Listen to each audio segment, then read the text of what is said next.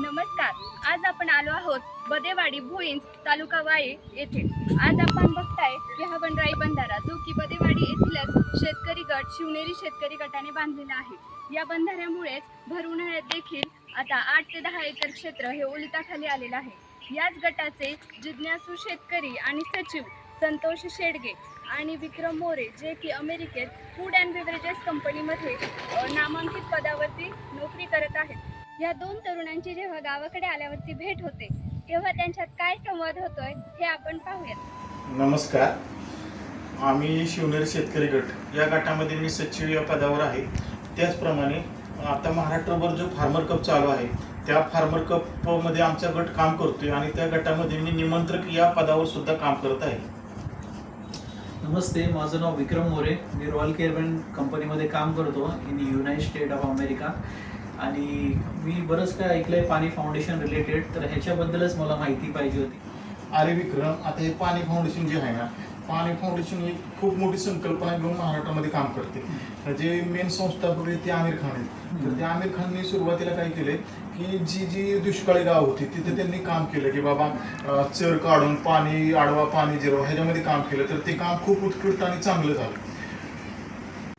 बरं, पाणी foundation related बरंच काय ऐकलं आणि पूर्ण महाराष्ट्रामध्ये बरंच शेतकरी लोकांना फायदा झाला. अगदी दुष्काळ भागामध्ये पाण्याची अडचणी होत्या आणि बऱ्याच शेतकरी लोकांना आता पाणी भेटायला चालू झालं आहे. पण आता मला जाणून घ्यायचं आहे, शेतकरी कप हे काय संघटना आहे, ह्याच्याबद्दल मला थोडी माहिती हवी होती. फार्मर कप ही संघटना नाही, फार्मर कप ही संकल्पना आहे. म्हणजे फार्मर कप ही संकल्पना घेऊन आता पाणी फाउंडेशन महाराष्ट्रभर कृषी विभाग आणि उमेद यांच्या अंतर्गत पूर्ण महाराष्ट्रभर हे काम चालू आहे. तर हे काय आहे की लोकांनी गट स्थापन करायचा.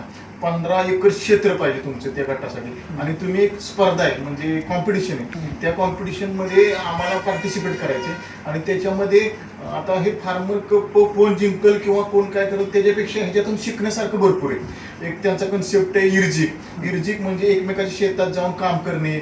म्हणजे आज मजुरांचा प्रश्न भरपूर प्रमाणात आहे, तर त्याच्याबद्दल काम करणे, त्यामुळे मजुरांचे प्रश्न त्याच्यावरती मात होऊ शकते.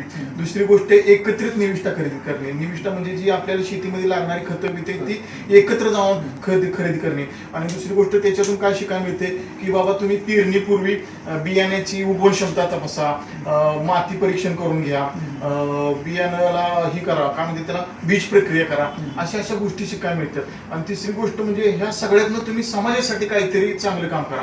म्हणजे समाजाला घेऊन जर आपण निघालो तर काहीतरी होईल. तर आम्ही ह्या पद्धतीनं काम करतो आणि त्याला फार्मर कप म्हणून एक कन्सेप्ट चालू आहे. बरं संतोष, मला शिवनेरी शेतकरी गट बद्दल थोडी माहिती दे आणि सेंद्रिय शेती, गट शेती आणि नैसर्गिक शेती याच्याबद्दल थोडी माहिती दे. आता बघ कसं आहे माहितीये का, हा शिवनेरी शेतकरी गट आहे, हा आमचा गट आत्मा अंतर्गत रजिस्टर आहे. आणि दुसरी गोष्ट आता जी फार्मर कप चाललेले तर त्या फार्मर कप मध्ये आम्ही गेल्या वर्षी सुद्धा पार्टिसिपेट केलेलं आणि ह्या वर्षी सुद्धा आम्ही पार्टिसिपेट करतोय. तर आता कुठलाही नवीन गट तयार करायचा असेल तर त्यासाठी 15 मे 2026 पर्यंत तुम्ही गट स्थापन करू शकता आणि त्याच्यामध्ये तुम्ही सहभाग घेऊ शकता. तर आता आमचा हा म्हणजे हा आमचा एक लोगो आहे म्हणा किंवा बॅनर आहे. तर ह्याचं काय, आमचं शिवनेरी शेतकरी गटाचं एकच ध्येय विषमुक्त अन्न. तर विषमुक्त अन्न तयार करण्यासाठी एकट्यानं करून नाही जमणार. त्यासाठी आपल्याला गट शेती केलं पाहिजे. गट शेती म्हणजे कसं, आम्ही 15 जण 10-12 जण अशी एकत्र येऊन शेती केली तर गट शेती होईल. ती सेंद्रिय शेती केली पाहिजे. तर सेंद्रिय शेतीमध्ये काय काय, तर तुम्ही बाबा शेणखत वापरा, काय जीवाणू खत वापरा, मुळे अर्क वापरा. आता ही नैसर्गिक शेती आली तर निसर्गामध्ये उपलब्ध असलेल्या साधनांचा उपयोग आपण शेतीमध्ये करूया. त्यासाठी आम्ही काय वापरतोय, जीवामृत वापरतोय, कामगंध सापळे वापरतोय, प्रकाश सापळे वापरतोय, पिवळे निळे चिकट सापळे वापरतोय. आणि ह्या सर्व गोष्टी जर तुम्ही केल्या तर तुम्हाला विषमुक्त अन्न मिळेल.